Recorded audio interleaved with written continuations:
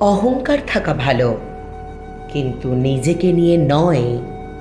স্পর্ধা থাকা ভালো, কিন্তু দল এমনকি দেশকে নিয়েও নয়। সেই অহংকার আমাদের মানায় আমি একজন মানুষ, সমস্ত পৃথিবীর নাগরিক আমি। সেই স্পর্ধা আমাদের ভালো রাখে। মানুষের চেয়ে নির্মল এই পৃথিবীতে কিছুই নেই। আমারও অধিকার আছে মনুষ্যত্বে।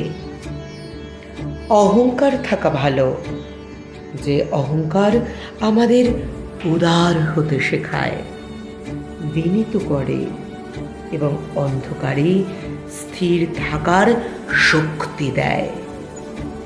স্পর্ধা থাকা ভালো, যে স্পর্ধা আমাদের কানে মন্ত্র দেয়, মানুষকে ভালোবাসো, মানুষের জন্য বাঁচো, আর যদি কখনো প্রয়োজন হয় মানুষের জন্যই মরে যাও।